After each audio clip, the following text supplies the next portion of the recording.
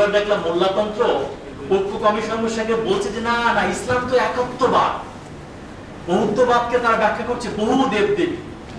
মানে মোল্লাতন্ত্রের মূর্খতা কোন পর্যায়ে, বলছে না বহুত্ববাদ শব্দ চলবেই না, এর মধ্যে বহু দেব দেবী ধারণা লুকায়িত আছে, ইসলাম একত্ববাদী আর এইখানে বহুত্ববাদ চলবে না, বহুত্ববাদ ক্রস করে দিয়েছে। কিন্তু আমার শিক্ষক প্রফেসর আলী রিয়াজ সরাসরি আমার ক্লাসরুমের শিক্ষক, নাকচ হয়ে যাচ্ছে এটা। কাজে একত্ববাদের মানে আবার কি, এটা হচ্ছে মনোলিথিক রাষ্ট্র বানানোর চেষ্টা, কেবল বাঙালি কেবল মুসলমানের। সংবিধান এখন যেরকম আছে দেখবেন যে এবং আরো বেশি যে উগ্র ইসলামীকরণ, উগ্র ধর্মান্ধকরণ, উগ্র বাঙালিকরণের প্রক্রিয়া কিন্তু সেখানে সারাক্ষণ চলছে। কোন দেশের আদিবাসীরা কোন অবস্থায় আছে, কাজে জাতিসংঘের প্রতি খুব বেশি আস্থা নেই, এটা আপনারাও দেখেছেন, একটা ব্যর্থ প্রতিষ্ঠান হয়েছে এবং মহাসচিব নিজেও সেটা স্বীকার করেছেন, আসলে গুতেরেস নিজেই স্বীকার করেছেন। কারণ আদিবাসীদের বর্তমানের যে সংকট বাংলাদেশ সহ পুরো বিশ্বে, সেটা হচ্ছে একটা এক্সিস্টেনশিয়াল ক্রাইসিস, আমার অস্তিত্বের সংকট, আমি তো টিকতে পারছি না, আমি তো শূন্য হয়ে যাচ্ছি। এবং এর বড় প্রমাণ পাবেন সমতলের আদিবাসী রাখাইন অঞ্চলের দিকে। কুয়াকাটা এবং পটুয়াখালীতে একসময় 60 থেকে 70,000 রাখাইন জনগোষ্ঠী ছিল। সর্বশেষ অনেকবার আমরা গেছি ওইখানে, সর্বশেষ পাওয়া যাচ্ছে প্রায় 2,500-এর মতো, মানে মানুষকে গোনা যায়, সংখ্যাকে গোনা যায়। এই 2,500 জনগোষ্ঠী 10 বছর পরে এখানে শূন্য হয়ে যাবে। আমরা তো বলছি জাতিগত সংখ্যালঘু, এইটার সংখ্যা শূন্য হয়ে যাবে। সেই সংখ্যা শূন্যকরণের প্রক্রিয়া কিন্তু সেখানে চলছে।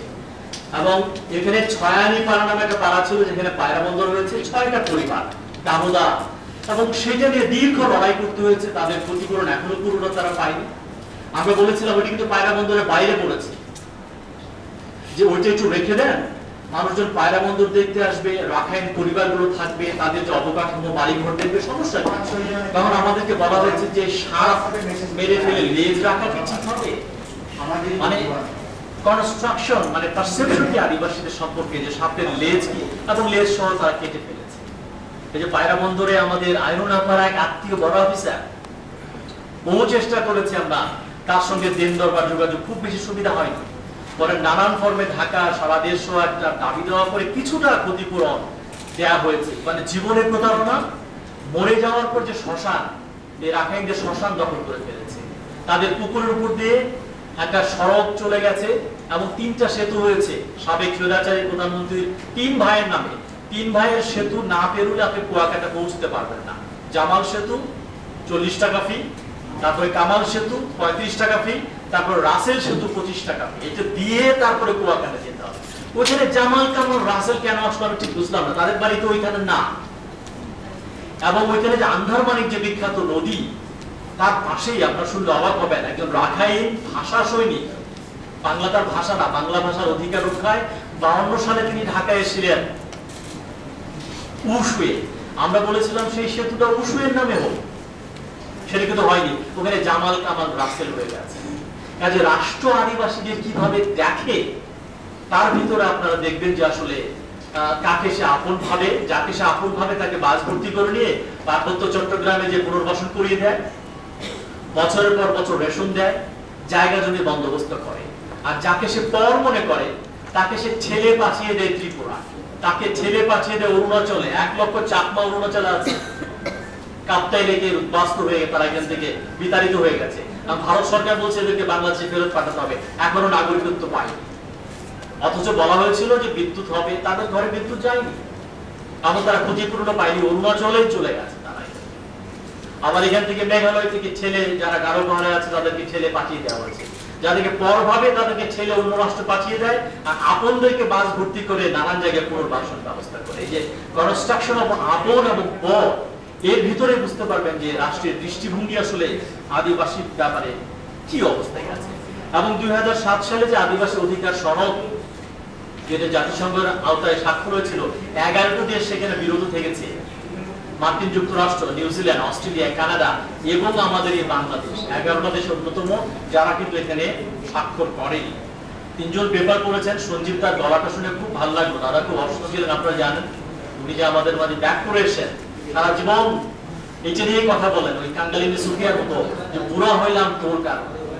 দাদা অসুস্থ হয়ে গেল, মৃত্যু সজ্জায় চলে গেল, এই আদিবাসী অধিকারের কথা বলছে, সেটা হচ্ছে না, আমরাও বলে যাচ্ছি। উজ্জ্বল বলেছেন, ইলিরাদি বলেছেন, সিরাজি ভাই বলেছেন, আপনারা যে বলেছেন যে গ্রাফিতি নিয়ে ওই যে মেয়েটাকে আহত করা হয়েছে, সে আমার সরাসরি ছাত্রী সাংবাদিকতা বিভাগে, রূপায়া শ্রেষ্ঠা তঞ্চঙ্গা, সে তার 8টি সেলাই করেছিল। সে 5ই আগস্টে স্বৈরাচার বিরোধী আন্দোলন করতে যে ছাত্রলীগের হাতে মার খেয়েছে, সে এবং তার ভাই, তার বাড়িতে গেছে আমি, মোহাম্মদপুরের ভিতরে একটা জায়গায় থাকে। আবার 5 তারিখের পরে গ্রাফিতির আন্দোলন করতে যে তার মাথায় 8টা সেলাই করেছে। তার 2টো পরীক্ষা ডিউটি আমাকে দিয়ে দিয়েছে ঢাকা ইউনিভার্সিটি মেডিকেল সেন্টারে। সে ওই সাধারণ ছেলে মেয়েদের সঙ্গে পরীক্ষা দিতে পারে না। তাহলে 5 তারিখের আগেও সে মার খেলো, 5 তারিখের পরেও সে মার খেলো, তাহলে ডিফারেন্সটা কোথায় আসবে? এই যে ধর্ষণের কথা বলেছে, আমরা তো আগেও দেখেছি, লাকি মেয়ের কথা আপনাদের মনে আছে, একটা চাকমা মেয়ে, তার বাড়িতে আমরা গেছি, দীপায়নদা সব কয়েকবার গেছি আমরা। লাকি মেয়ে একটা 13 বছরের মেয়ে, একটা মেয়েকে দিয়ে বোঝা যাবে যে রাষ্ট্র কি করে। তাকে অপহরণ করে একজন বাঙালি মুসলিম, তার নাম চেঞ্জ করে দেয়, বাঙালি নাম দেয়, তার মুসলিম নাম দেয়, তাকে জোর করে বিয়ে করে। 13 বছরের মেয়েকে বিয়ে করা মানে কিন্তু বিয়ে না, তাকে ধর্ষণ করা হয়েছে প্রতি রাতে, এবং মেয়েটাকে পরে হত্যা করা হয়েছে। হত্যা করার পরে কক্সবাজার হাসপাতালে সে 25 দিন ছিল। তারপরে নানান ফর্মে যোগাযোগ করে সেই লাশটাকে উদ্ধার করা গেছে। তারপরে লাকি বিবের মধ্যে বাঙালি অধিপতি জাতির নামকরণ, ইসলামীকরণ এবং একটা নারী হিসেবে তার নির্যাতন, মানে সমস্ত নিপীড়নের উপাদানগুলো এক লাকি বিবের উপরে ঘটে যাবে দেখবেন। যেটা আমার মেয়ে 5 তারিখে তঞ্চঙ্গার উপরে একই রকমের সেই নিপীড়নগুলো ঘটেছে, এবং সেই ধর্ষণের কথা বলেছে, সেগুলো তো এখানে আসলে বন্ধ হয়নি। এই যে বহুত্ববাদের কথা বলছেন, এটা আমরা বলে বলে টায়ার্ড হয়ে গেলাম যে বাংলাদেশ যে একটা বহু জাতি, বহু ধর্মের, বহু ভাষা, বহু সংস্কৃতির বৈচিত্র্যপূর্ণ রাষ্ট্র, এটাকে বলা হয় বহুত্ববাদ, এটা নাম প্লুরালিজম। কিন্তু এবার দেখলাম মোল্লাতন্ত্র ঐক্য কমিশনের সঙ্গে বলছে যে না না, ইসলাম তো একত্ববাদ। বহুত্ববাদকে তারা ব্যাখ্যা করছে বহু দেবদেবী, মানে মোল্লাতন্ত্রের মূর্খতা কোন পর্যায়ে, বলছে না বহুত্ববাদ শব্দ চলবেই না, এর মধ্যে বহু দেবদেবীর ধারণা লুকায়িত আছে। ইসলাম একত্ববাদী, আর এইখানে বহুত্ববাদ চলবে না, বহুত্ববাদ ক্রস করে দিয়েছে। কিন্তু আমার শিক্ষক প্রফেসর আলী রিয়াজ, সরাসরি আমার ক্লাসরুমের শিক্ষক, নাকচ হয়ে যাচ্ছে এটা। কাজে একত্ববাদের মানে আবার কি? এটা হচ্ছে মনোলিথিক রাষ্ট্র বানানোর চেষ্টা, কেবল বাঙালি, কেবল মুসলমানের। সংবিধান এখন যেরকম আছে দেখবেন যে, এবং আরো বেশি যে উগ্র ইসলামীকরণ, উগ্র ধর্মান্ধকরণ, উগ্র বাঙালিকরণের প্রক্রিয়া কিন্তু সেখানে সারাক্ষণ চলছে। উজ্জ্বলদা বলছেন পূর্ণমন্ত্রী, তো পূর্ণমন্ত্রী তো ছিল, বীর বাহাদুর তো ছিল, তারপরে হচ্ছে আমাদের দীপঙ্কর তালুকদার তো ছিল, হাফ মন্ত্রীও ছিল, মনীষা দেওয়ানা ছিল। কি হয়েছে? কিছু তো হয়নি। ওই ব্যক্তি মানুষ ক্ষমতায়িত হয়েছে। ওই সমতল থেকে হলে আরেকজন মন্ত্রী আমরা পাবো সঞ্জীব রংকে, এবং ক্ষমতায় যে বিশ্বাস করে সেও এই শারমিন মুর্শিদের মতো হয়ে যাবে, আর এখানে আসবে না। সেও দীপুমণি আপার মতো হয়ে যাবে, আর এখানে আসবে না। এটা আমি ওনাকে দোষ দিচ্ছি না।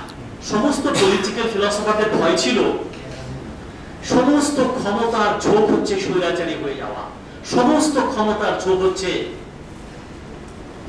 মানে কর্তৃত্ববাদী হয়ে ওঠা। যে কোনো ক্ষমতা, বাসায় আপনি 3 জন কাজের মানুষকে রাখেন, প্রধান কাজের মেয়ে বাকি 2 জনের খবরদারি করবে। আমি এটা